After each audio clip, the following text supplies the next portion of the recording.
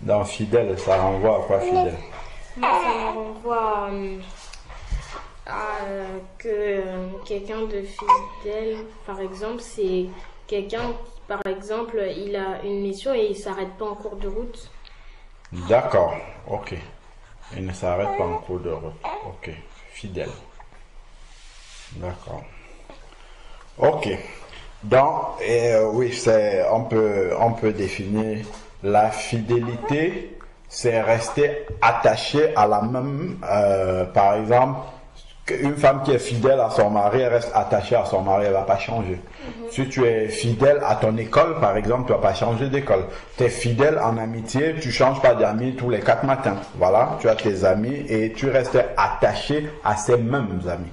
Voilà, c'est ça. La fidélité, c'est rester attaché à la même chose. Donc, quand on dit par exemple que le Seigneur est fidèle, ça veut dire que il est fidèle par exemple à sa parole, ça veut dire que ce qu'il a dit, il ne va pas changer en cours de route. Tu vois, il va appliquer exactement ce qu'il a dit. C'est le contraire de quelqu'un qui change tout le temps. Voilà, c'est ça fidèle, c'est rester attaché à ce qu'on a déjà dit avant. D'accord? Et ok. Donc, on a dit qu'il faut être des témoins fidèles. Ok, donc qu'est-ce que ça veut dire maintenant témoin fidèle? C'est fidèle par rapport à quoi? Oui, Wendy. Qu'il faut être attaché à Jésus et qu'il ne faut pas aller vers un autre Dieu. Oui. Donc, fidèle, quand on dit qu'il faut être des témoins fidèles, par rapport à ce que nous sommes en train de voir, témoin fidèle, c'est-à-dire que notre vie doit ressembler, voilà, doit être attachée à ce que Jésus enseigne. C'est ça, témoin fidèle. Ok? Fidèle, c'est conforme à ce que Jésus a enseigné, pardon. Rester attaché à ce que Jésus a enseigné, que notre vie soit conforme à ce que Jésus a enseigné. D'accord? Donc, c'est être des imitateurs de Jésus. Voilà, c'est ça, tout simplement. Être des imitateurs de Jésus. Alors, donc, aujourd'hui, on commence à quel verset? 11, c'est ça? Oui, au verset. Donc, Raphaël, c'est toi qui lisais la dernière fois. Donc, on va dire Jean 1, verset 11, et puis on va voir jusqu'où on va s'arrêter. D'accord? Ok.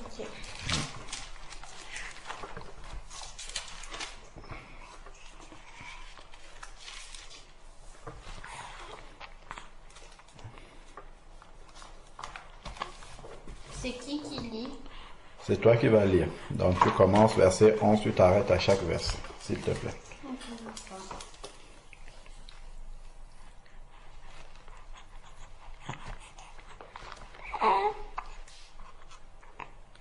Ok, donc allons-y, verset 11. Jean 1, verset 11. Elle est venue chez les siens et les siens ne l'ont point reçue. On s'arrête. Alors, elle, on parlait de quoi avant? Oui, Wendy. La parole, Regarde bien les versets d'avant. On parlait de quoi? la lumière, Voilà. Donc, elle, c'est la lumière. Voilà. La lumière, et on avait dit la lumière, c'est qui? La lumière, c'est Dieu. Oui, mais concrètement, dans le texte, là, la lumière, c'est... Ok, bon, ok, c'est Dieu. Laissons comme ça. Et donc, la lumière est venue chez les siens. Qu'est-ce que ça veut dire? C'est quoi les siens? Les hommes. Hein? Les hommes, parce que c'est lui qui les a créés. Ah, tiens. Ouais, là, très très bien, bien vu. Dans la lumière est venue chez les siens, donc c'est Dieu qui a créé les hommes et il est venu parmi les hommes et les hommes ne l'ont pas reçu. Voilà, bah derrière aussi c'est parce que Jésus est venu chez les Juifs et les Juifs ne l'ont pas reçu. Ça c'est pourquoi je disais que c'est très bien, parce que physiquement c'est ce qui s'est passé. Jésus il est né au milieu des Juifs mais les Juifs ne l'ont pas accepté. Mais c'était l'image du fait que Dieu qui a créé les hommes, est venu au milieu des hommes, complètement, pas seulement les Juifs, et les hommes ne l'ont pas reçu. C'est pour ça que je disais que c'est très bien. D'accord? Parce que ce n'est pas seulement ce qu'on a vu physiquement, c'est qu'il est venu au milieu des Juifs, il était un Juif, il est né de parents juifs, mais les Juifs ne l'ont pas reçu, mais ça représentait en fait quelque chose de plus général, de plus grand, qui est Dieu qui vient au milieu des hommes, et les hommes ne le reçoivent alors que c'est lui qui les a créés. Donc la lumière est venue au milieu des siens, et les siens ne l'ont pas reçu. Et si nous avons dit que nous sommes les témoins, comment, de Jésus? Fidèle. Fidèles. Ça veut dire que quand nous allons aussi venir devant les nôtres ne vont pas nous Accepter. C'est pour ça que si tu vas annoncer la parole de Dieu aux hommes, la plupart, ils ne vont pas Accepter. Vous avez compris? Si nous, comme nous sommes des témoins fidèles de Jésus, si nous allons aussi au milieu des nôtres avec la parole de Jésus, de la même façon, ils ne vont pas nous accepter. Est-ce que vous avez compris? Oui, vous pouvez noter. Si beaucoup d'hommes nous acceptent, ça veut dire que nous sommes des témoins De fidèles. infidèles. Parce que Jésus, lui, on ne l'a pas accepté. Donc si nous, on nous accepte, ça veut dire que nous sommes des témoins infidèles. On écrit quoi? Donc, allez, on écrit. La lumière est venue chez les siens et les siens ne l'ont pas reçue. Ça, c'est ce qui est écrit dans la Bible. Attends. On va écrire que de même que les hommes n'ont pas reçu Jésus-Christ, de même que les hommes n'ont pas reçu la lumière, entre parenthèses, vous mettez Jésus-Christ, de même que les hommes n'ont pas reçu la lumière, entre parenthèses, Jésus-Christ,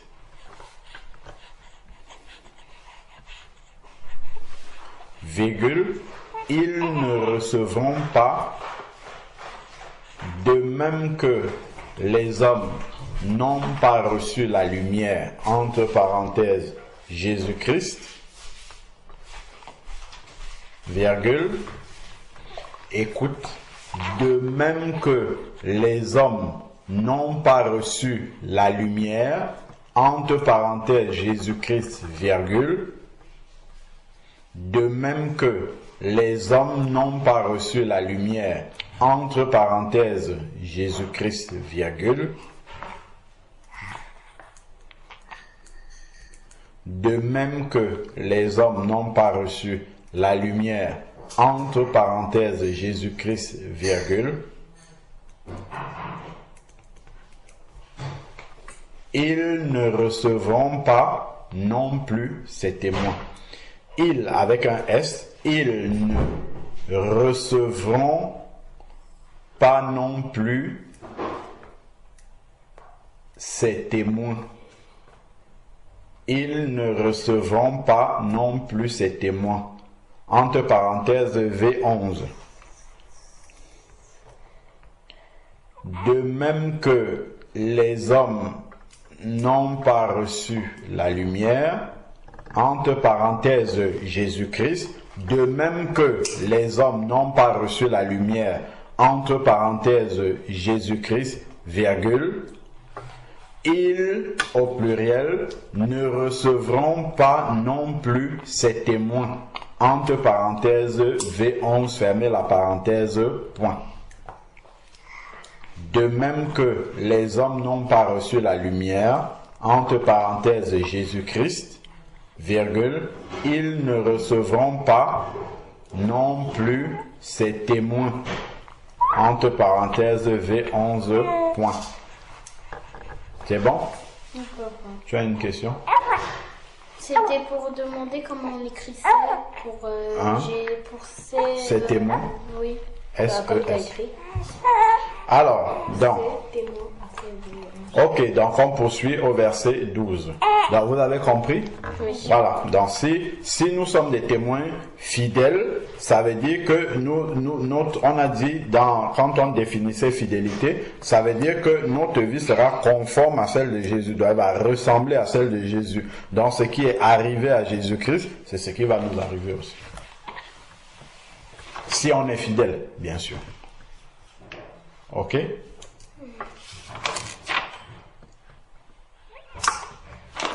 Donc, on poursuit. Lecture du verset 12.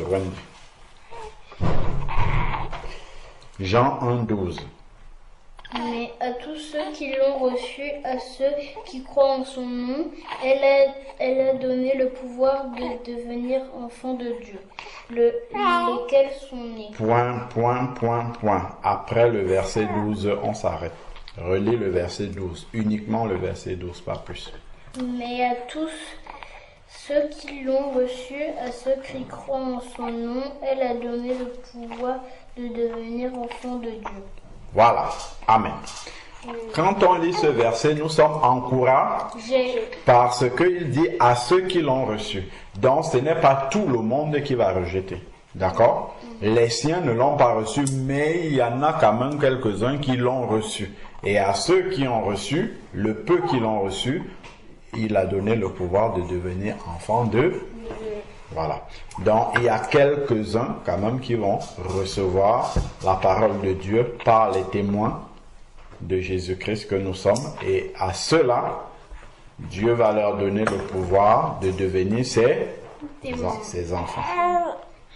Donc, on va noter, il y a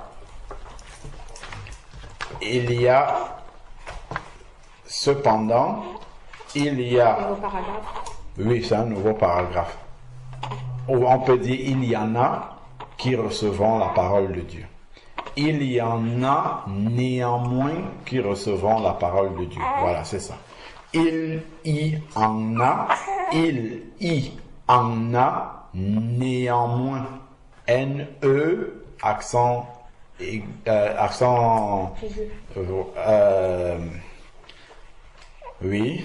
accent aigu, A-N, néant, moins, M-O-I-N-S.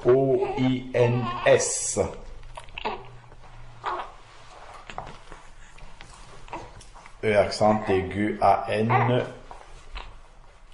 néant, M-O-I-N-S, néanmoins. Il y en a néanmoins qui recevront la parole de Dieu. Il y en a néanmoins qui recevront la parole de Dieu et deviendront ses enfants. Entre parenthèses V12. Donc, comme nous ne savons pas qui va accepter et qui va rejeter, nous devons annoncer la parole de Dieu à tout le monde. Ok? On est déjà averti que beaucoup vont rejeter. C'est ce que le verset 11 nous dit. Et que certains vont accepter. Ok? Voilà. C'est V12. V12, c'est le V12 que nous sommes en train de voir. Donc, il y en a néanmoins ceux qui vont accepter, qui vont recevoir la parole de Dieu et qui deviendront ses enfants, entre parenthèses V12. La suite c'est, nous devons donc annoncer la parole de Dieu à tous les hommes. Certains accepteront et d'autres non. C'est bon? Il ne peut pas. Voilà. Quand je dis nous, c'est les témoins, d'accord? Les témoins de Jésus-Christ. Nous devons donc annoncer. On ne doit pas écrire. Nous devons donc annoncer. Si, nous devons donc annoncer la parole à tous les hommes. Paragraphe? Non. C'est la suite. Nous devons donc annoncer la parole à tous les hommes, virgule, certains accepteront et d'autres non.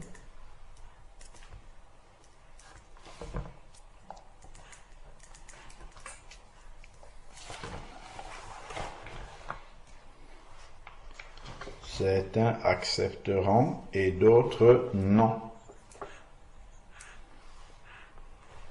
D'accord? Certains accepteront et d'autres non. C'est bon? Presque. Moi aussi.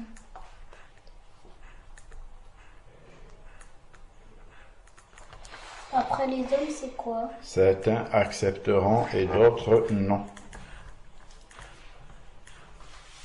C'est où que tu as les hommes?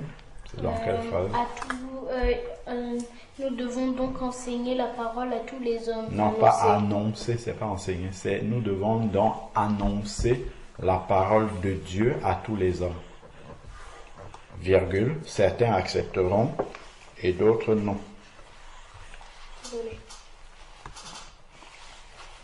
Certains accepteront et d'autres non.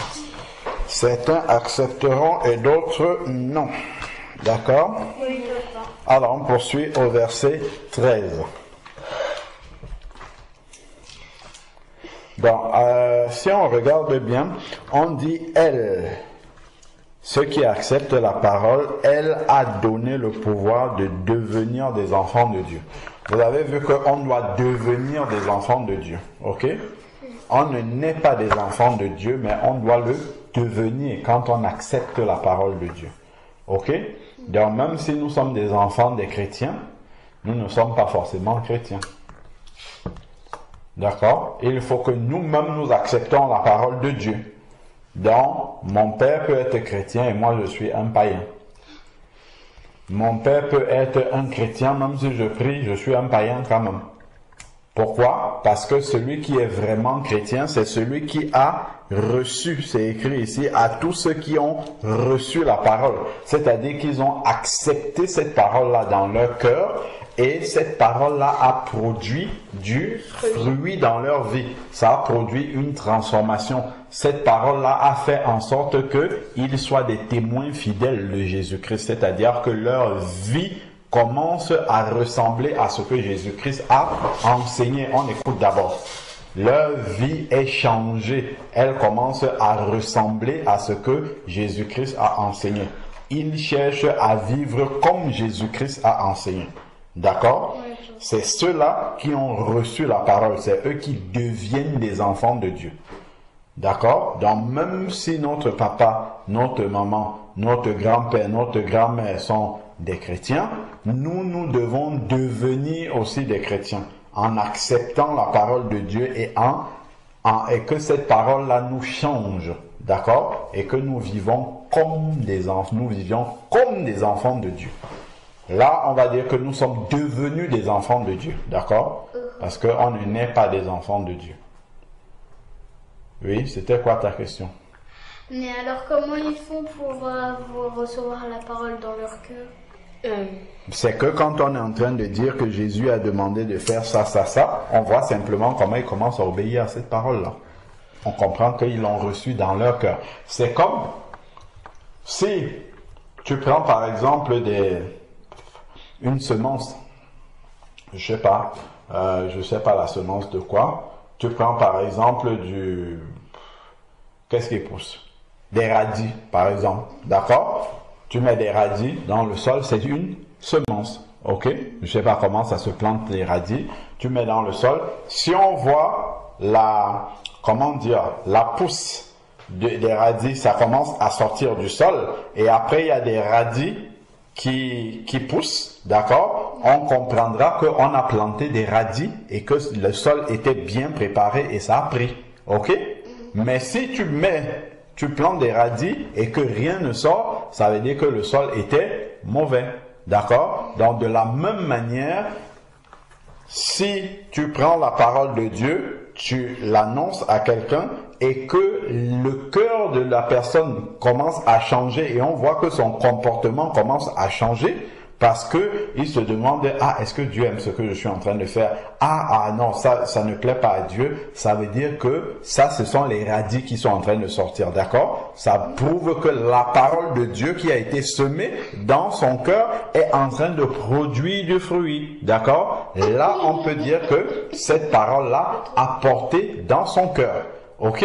Ben, si on lui annonce la parole de Dieu tous les jours et que son comportement ne change pas, il est toujours rebelle, il n'écoute pas. Wendy, s'il te plaît. Si on annonce la parole de Dieu à quelqu'un tous les jours, son comportement ne change pas, il ne se préoccupe pas de savoir ce que Dieu pense de ce qu'il est en train de faire, ça veut dire que la terre est mauvaise, ça veut dire qu'il n'est pas encore un enfant de Dieu. Il faut qu'il le devienne, et il le devient lorsqu'on voit que sa vie a commencé à être transformée, sa vie a commencé à être changée. Quand il y a la crainte de Dieu dans son cœur, c'est-à-dire qu'il ne veut pas décevoir Dieu en agissant mal. D'accord? Donc c'est ça, devenir un enfant de Dieu. Donc on le devient, c'est quand on voit que la parole de Dieu commence à produire un changement dans la vie de quelqu'un, là on dit qu'il a reçu la parole de Dieu. Ok? Voilà, c'est comme ça qu'on devient un enfant de Dieu. Donc si on est un enfant d'un chrétien et que notre vie n'est pas changée et on ne craint pas Dieu, on doit devenir chrétien. D'accord? Même si nos parents, nos grands-parents, toute notre famille est chrétienne. Ok? Vous avez bien compris? Vous avez des questions par rapport à ça? Parce que c'est très important ce qu'on dit. Ok, on passe au verset 13. Lesquels sont nés, non du sang, ni de la volonté de la chair, ni de la volonté de l'homme, mais de Dieu. Voilà. Donc, pour devenir un enfant de Dieu, ce n'est pas... ils ne sont pas... Celui qui devient un enfant de Dieu, il n'est pas né du sang, ni de la volonté de la chair. Né du sang, c'est-à-dire né d'un homme. D'accord? Ce n'est pas parce que tu es sorti du ventre d'une maman chrétienne que tu es chrétien. Ça, c'est né du sang. D'accord? Ça, on peut dire que oui, les enfants qui sont nés là, ils sont sortis du ventre de maman. Là, ils sont nés du sang. D'accord? Mais ils ne sont pas forcément chrétiens parce que maman est chrétienne. D'accord? Ils doivent le devenir comme vous-même. Ensuite, ni de la volonté de l'homme. Donc, ce n'est pas parce que tes parents ont décidé que tu es chrétien, ils ont décidé de te prendre pour aller te faire baptiser quelque part, que tu deviens chrétien. Non, ce n'est pas la volonté de l'homme. Donc, même si tes parents décident d'aller te faire baptiser, ce n'est pas pour autant que Dieu te considère comme son enfant. Il te considère comme son enfant si toi-même, tu as accepté dans ton cœur la parole de Dieu et que ta vie a été changée. Lorsque on a lu que Jésus était parti se faire baptiser, on avait lu ça dans Matthieu 3, quand il allait trouver Jean-Baptiste. Est-ce qu'il est parti avec Joseph et Marie, ses parents? Non. Est-ce que c'est Joseph et Marie qui lui ont dit d'aller se faire baptiser? Non. Donc il nous montre le modèle. C'est lui-même qui a accepté, lui-même il n'a pas demandé à quelqu'un. Lui-même il a décidé d'aller trouver Jean-Baptiste pour le baptiser. Donc de la même façon, celui qui est un enfant de Dieu lui-même dans son propre cœur, il doit recevoir Jésus-Christ, sa vie doit être transformée, c'est lui-même qui va faire la démarche d'aller demander le baptême ou d'accepter Dieu dans sa vie. D'accord? Ce n'est pas ce n'est pas par obéissance aux parents, non. D'accord? Vous avez compris? Donc, ça c'est très très important. Donc, et c'est Dieu qui fait ce travail-là. Donc, il est né de Dieu. Verset 14. Raphaëlla, tu commences au verset 14, s'il te plaît. Et la parole a été faite chair, et elle a habité parmi nous, pleine de grâce et de vérité, et nous avons contemplé sa gloire, une gloire comme la gloire du Fils unique venu du Père. Très bien. Qu'est-ce qui représente la parole de Dieu ici? C'est le Fils unique venu du Père. Donc Jésus-Christ est aussi la parole. Ok? On avait dit au début là-bas, et la parole était avec Dieu et la parole était Dieu. Donc ici, en fait, la parole s'est faite chair, c'est-à-dire que Jésus-Christ, qui est aussi la parole de Dieu, est venu en chair humaine, c'est-à-dire il est venu dans le corps d'un être humain pour montrer comment on met en pratique la parole de Dieu. D'accord? C'est ça, la parole s'est faite chair. C'est que la parole de Dieu, elle existait, depuis le début, au commencement était la parole, mais il a fallu que cette parole-là, que Dieu vienne dans le corps d'un être humain pour montrer comment mettre en pratique la parole de Dieu, comment vivre la parole de Dieu.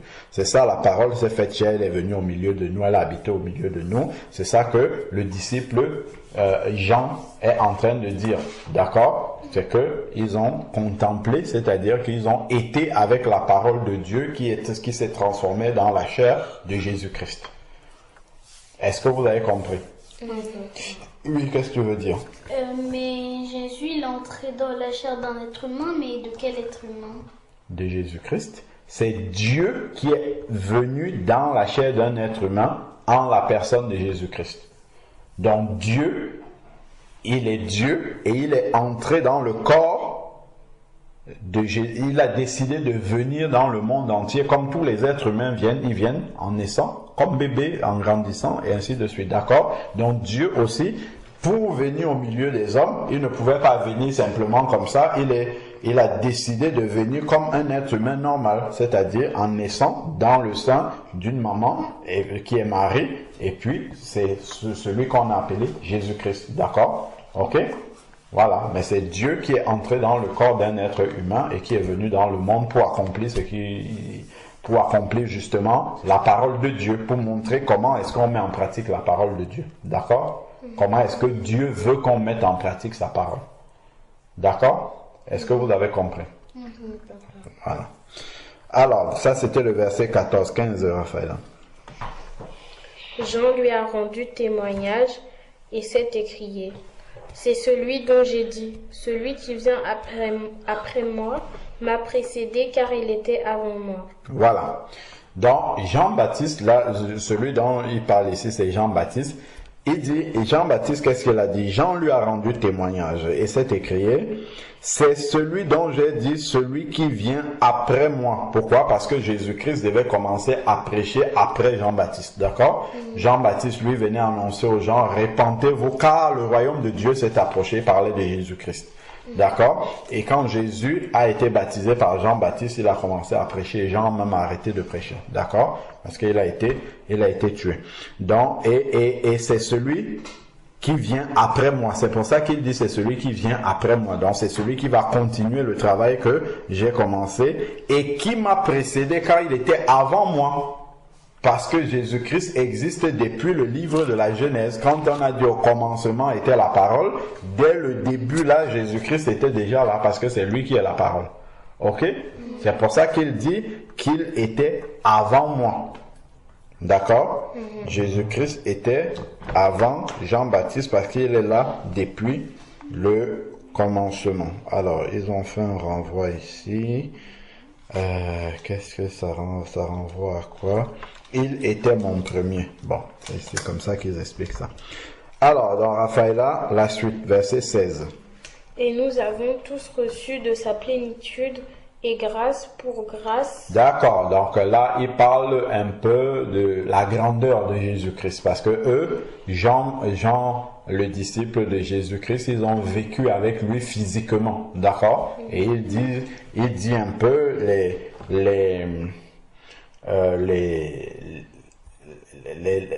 comment dire, les qualités, voilà, de Jésus-Christ que eux ils ont pu voir, contempler, d'accord? Voilà, eux qui ont vécu physiquement avec lui. Ok, donc continue. Grâce pour grâce. Car la loi a été donnée par Moïse, la grâce et la vérité sont venues par Jésus-Christ. Voilà, dans la loi, c'était la loi de Dieu, les 10 commandements et tout ce que les Juifs devaient respecter, c'est Moïse. C'est Dieu était passé par Moïse. Vous avez vu quand Moïse avait été sur la montagne, le mont Sinaï, il était descendu avec les tables de la loi. Après, il les avait jetées d'ailleurs parce que le peuple n'obéissait pas à la parole de Dieu. Le peuple s'était corrompu. D'accord, vous vous rappelez, vous avez vu ça dans les dessins animés. Et maintenant, la grâce est venue par Jésus-Christ. C'est quoi la grâce? La grâce, c'est une faveur que Dieu nous accorde alors qu'on ne la mérite pas. On mérite d'être puni et envoyé en enfer, mais Dieu, lui, il a décidé d'envoyer Jésus-Christ pour nous sauver. On ne mérite pas ça. Ok? C'est ça la grâce. La grâce, c'est une faveur que tu n'as pas méritée. D'accord? Et la vérité sont venues, la grâce et la vérité sont venues par Jésus-Christ. Ok, donc on va s'arrêter au verset 18. C'est quoi le verset 18, Raphaëla? Personne n'a jamais vu Dieu, le Fils unique qui est dans le sein, du Père et celui qui l'a fait connaître. Voilà. Donc, personne n'a jamais vu Dieu, ok? Mais Dieu est venu dans le corps de Jésus-Christ pour qu'on puisse le voir. D'accord? Parce que tu ne peux pas voir Dieu directement comme ça, mais Dieu, on dit c'est incarné. C'est-à-dire, il est entré dans le corps. Il a pris le corps d'un être humain pour qu'on puisse le voir. Et ce corps-là, c'est celui de Jésus-Christ. Oui. Mais pourquoi il ne veut pas se montrer en vrai? Parce que celui qui voit Dieu en vrai, il meurt. Ce qui est écrit dans l'Ancienne Alliance. Mais pourquoi il meurt? Parce que Dieu est tellement saint. Quand Dieu venait se montrer au peuple d'Israël, quand il voulait parler même seulement au peuple d'Israël, quand il a donné les 10 commandements, il est resté sur le mont Sinaï là-bas. Avant qu'il n'arrive, il y avait le tonnerre. La montagne tremblait comme ça. Tu imagines un peu le tonnerre, la montagne qui tremble, ainsi de suite. Est-ce qu'un être humain peut rester comme ça là, à côté de Dieu? Ben non, il va le foudroyer, seulement sa présence. Donc, si tu vois simplement comment Dieu se manifeste, tu peux mourir. D'accord? Donc, voilà pourquoi Dieu... Imagine un peu que tu veux sauver des fourmis. Vous avez vu comment les fourmis sont toutes petites, toutes petites, toutes petites. Donc, tu vois des fourmis, par exemple, qui vont peut-être s'écraser quelque part, ou je sais pas, quelque chose, il y a un danger, et tu veux les sauver. Si tu as vu comment ton doigt il est gros par rapport à une fourmi, si tu ramènes ton doigt dessus, comme ça, là, au milieu des fourmis, qu'est-ce qu'elles vont faire? Elles vont fuir. Pourquoi? Parce que ton doigt c'est trop gros par rapport aux fourmis. Elles vont penser que ton doigt vient pour les agresser et elles vont fuir. Ok? Pourquoi? Parce que tu ne les ressembles pas et elles ne comprennent pas comment, toi qui ne les ressembles pas, tu vas venir pour les sauver.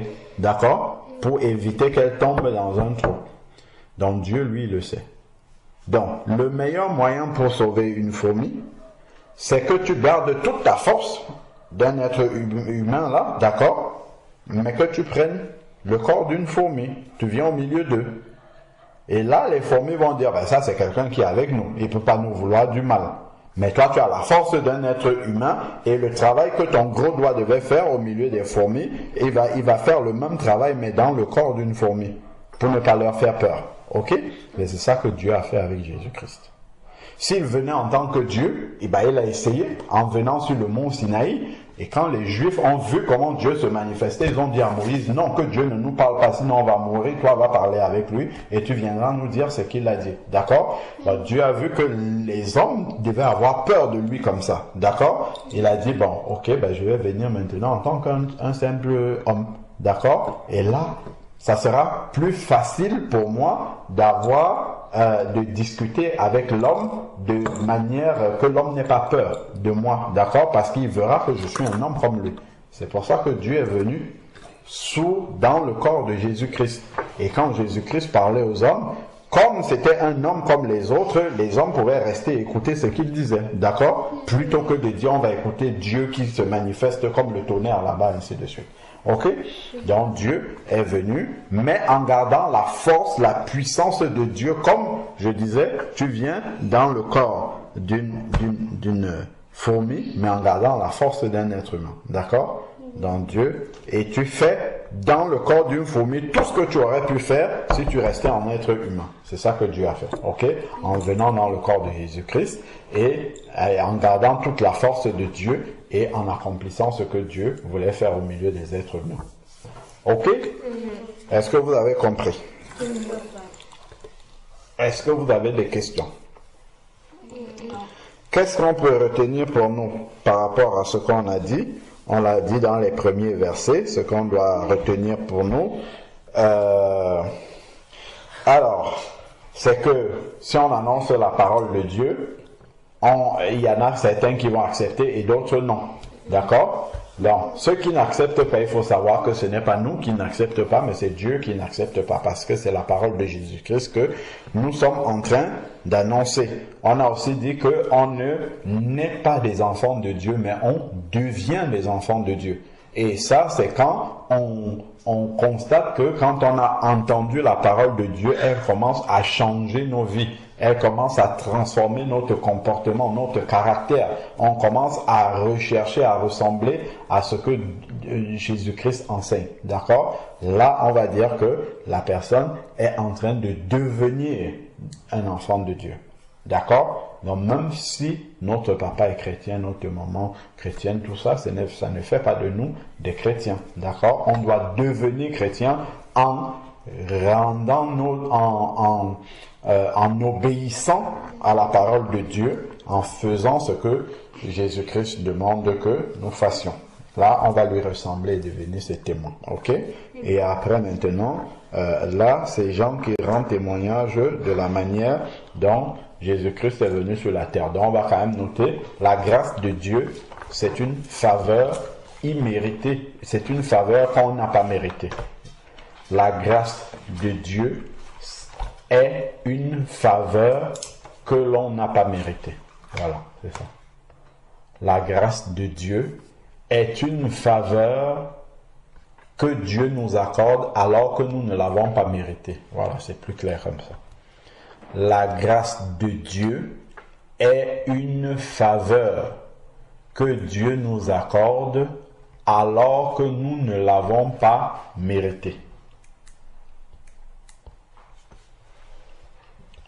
La grâce de Dieu est une faveur que Dieu nous accorde alors que nous ne l'avons pas mérité. Point final.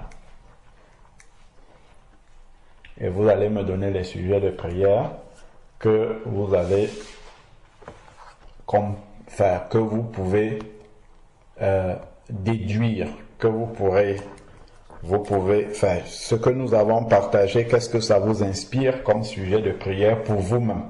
D'accord? Vous allez me dire ça après. Donc, la grâce de Dieu est une faveur que Dieu nous accorde alors que nous ne l'avons pas méritée. Point. La grâce de Dieu est une faveur que Dieu nous accorde alors que nous ne l'avons pas méritée. Point.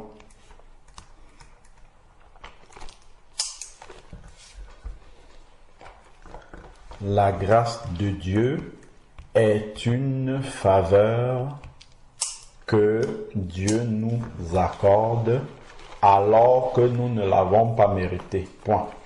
Alors, quel sujet de prière? On va dire quel sujet de prière. Fini de noter. Et puis tu nous dis quel sujet de prière. Ce que nous avons dit. Pour toi-même, quel sujet de prière t'inspire ce que nous avons dit pour toi-même? Mais il faut...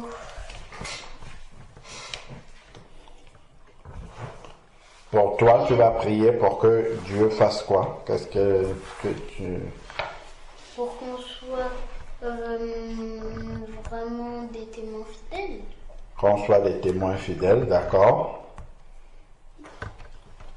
Oui, Raphaël. Aussi que il fasse que les personnes puissent accepter sa parole. Qu'il fasse que les personnes puissent accepter sa parole, oui. Le verset 12, ça ne vous inspire aucun sujet de prière?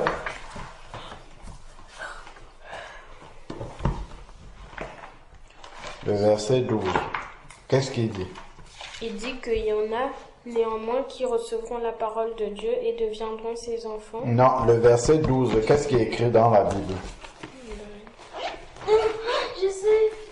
Non, on relit d'abord le verset 12, qu'est-ce qui est écrit?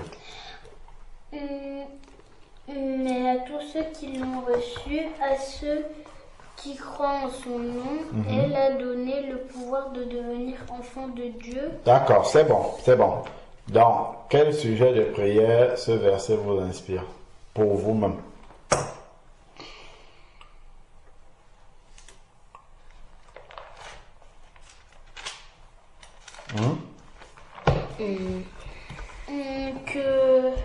Que les gens Oui. que les gens reçoivent la parole dans leur cœur. Je dis pour vous-même.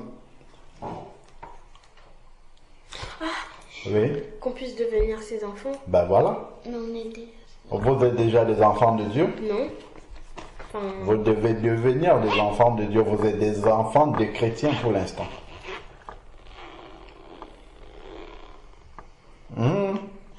D'accord? Et comment on devient enfant de Dieu?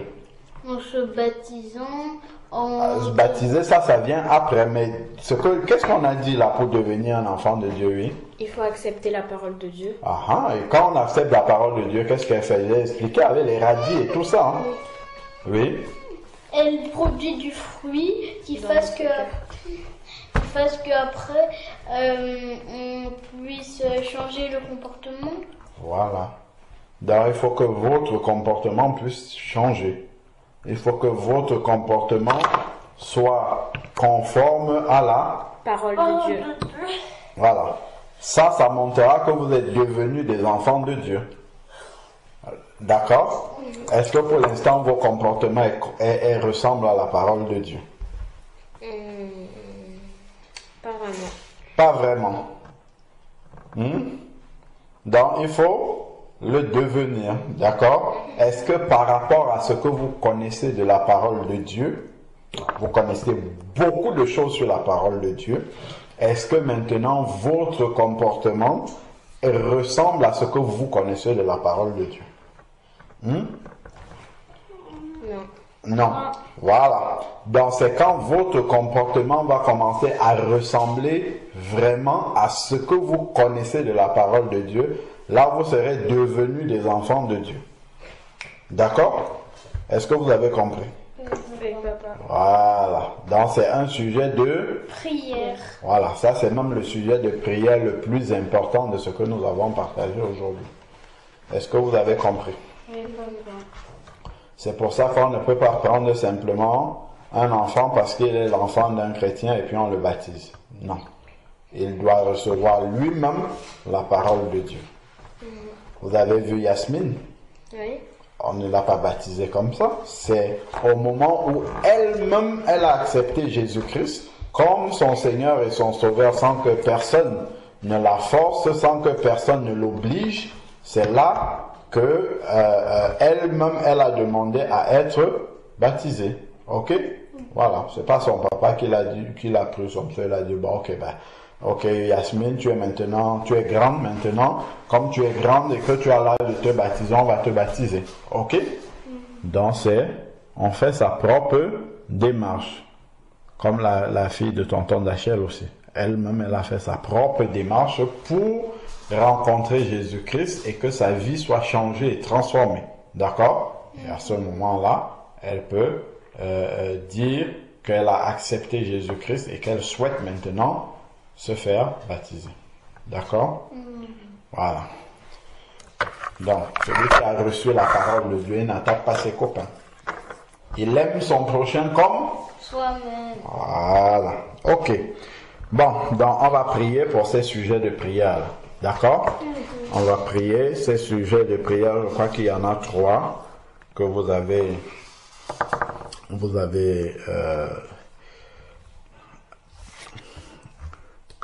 donné. Donc on va prier chacune pour ces 3 sujets de prière. Amen. Vas-y, commence, Raphaëla. Seigneur, je te remercie pour ta parole que nous venons d'entendre. Amen. Fais qu'elle puisse rester gravée dans notre cœur et qu'on puisse la mettre en pratique. Amen. Aide-nous, Seigneur, à accepter ta parole, qu'on puisse devenir tes enfants. Amen. Et Seigneur, fais aussi que les gens, quand nous allons annoncer la parole de Dieu aux gens, que leur cœur puisse être favorable pour qu'ils puissent accepter ta parole et devenir aussi des enfants de Dieu. Amen. Au nom de Jésus-Christ. Amen. Amen. Seigneur, je te prie pour la parole que nous venons d'entendre. Fais qu'on puisse la mettre en pratique et qu'on puisse bien l'écouter. Je te prie pour qu'on soit des enfants de Dieu. Amen. Pour que notre comportement change. Amen. Je te prie aussi pour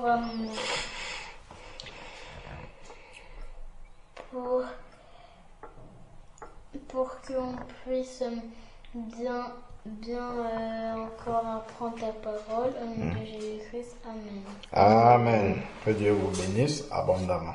Amen.